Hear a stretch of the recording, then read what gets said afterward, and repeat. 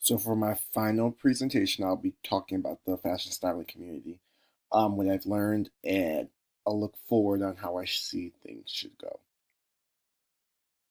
So what I've learned thus far, a lot of what you see is very subjective. I've discussed before that personal style is a big aspect in everything. So it's beauty is in the eye of the beholder in this situation, where you don't have to like everything you see, but you respect everyone's viewpoint. And that goes in with daring to be different, because not no one person is alike. You kind of see everything from the most extreme to the most subtle. There's a spectrum that you're able to see, and something I've learned really big, that endorsements are very key. um if you're endorsed by a brand, you'll see a lot of their hashtags in your work, or even you'll promote their clothing a lot because you're getting promotional items from them. And along with the endorsements, to get those endorsements, followers are everything. Um, a lot of the times, and from my own experience, you would need a certain amount of followers before a brand even looks at you or even takes you into consideration, because they want a larger following so that people will run to their brand easily. And along with that, it does bring a lot of an ego to the community. So you do see a lot of people who are ego driven because they know they're getting paid for these endorsements by these companies. It's not everyone. Some people do it because they love what they're doing, but you do see some people show their ego, and you don't have to see it directly, but it's evident that the people that do get these endorsements are getting much more attention. Um, and that actually goes into my last point from what I've learned. It does bring there is guidance, but it's little guidance because it is essentially a dog eat dog world when it comes to styling. That you always want to be on top, so you can't give away too much of what you do, because then the next person can easily go ahead and try to attempt to take any brand endorsements that you do have. A lot of companies do a lot with multiple influencers, but you see a lot of the time that people will share as much as they can, but they won't share as much, and it is deterring. But you know that it'll make you work a little bit harder to kind of do what you have to do. Going into um, influencers are showing customers their point of view when it comes to fashion, and that's shown on the left with the blog entry that I have from their blog is called the Style Duo. They're actually twins. They tell you about what their style is from and what their looks are. Going through their blog, you see a lot of pieces that are high end. You see some that are very affordable, but you kind of see and learn about them, because then you know you can connect. And influencers want to be able to connect with them, because if you do, then you're more opt to follow them some more, let other people know about them so they can get their viewership up. On the bottom, we see the bio for Keith Lee, who works as a personal shopper for Saks Fifth, in Saks Fifth Avenue. Um, so in his bio, you see a link, and then you can basically shop trends that he sees that are popular. So people in the fashion community, the fashion styling community, want people to be able to see where they get their things from. It might be high end, it might be low end, but they kind of want you to understand where their style does come from. What I'll talk about next are the personas and the personalities that you do see.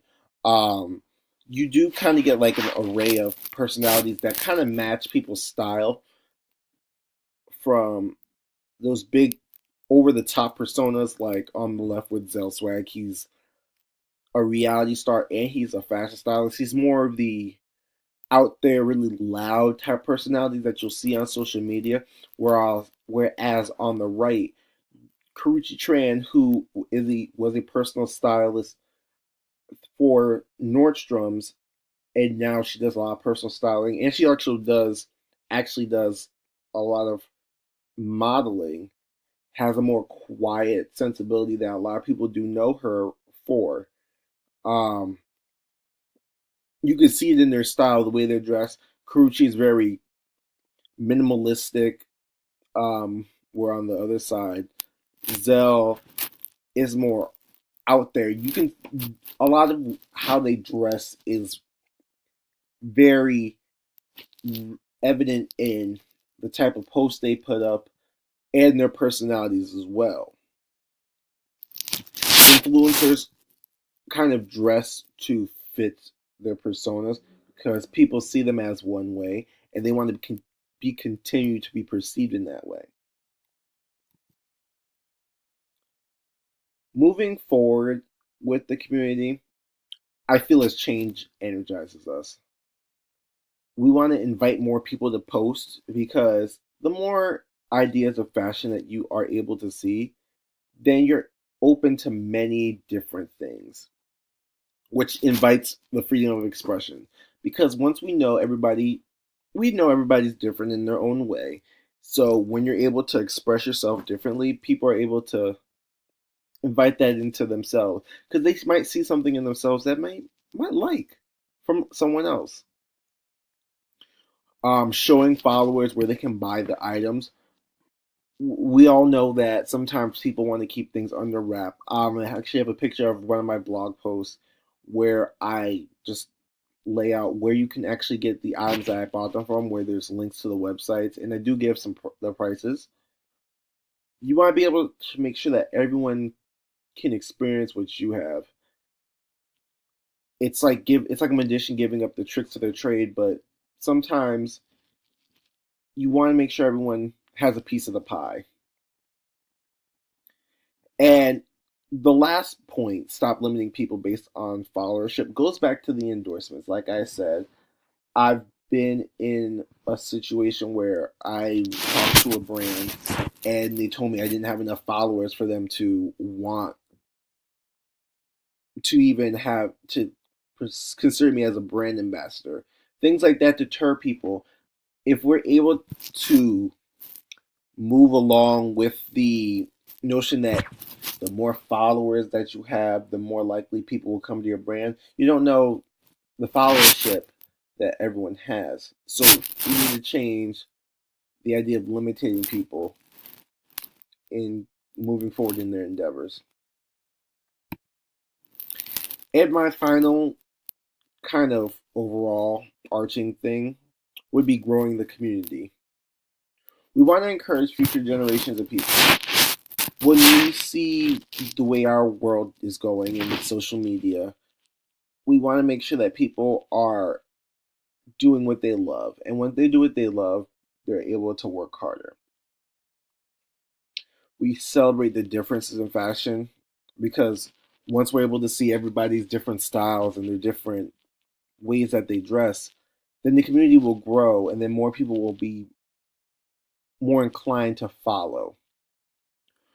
Investing in the creativity of others. Once you invest in someone else financially or even through word of mouth, people will work harder because they see that the work that they are doing is paying off. And last, love what you do and let people know. That goes with posting more and encouraging future generations because if it's something that you like doing, let everybody know. A community is only as strong as the people who are in it. And when you see that people are posting and they're doing great things and they're getting a lot of attention for doing all these things, then people will be more inept to have to do the same thing in the community. You want a community that is thriving and that has a lot of different influences. Because if you see the same people, then you come under the notion that maybe I can't do it. But if we see people doing it and more into it, then we know that everything in the community will thrive and grow further on. And that is it. Thank you so much.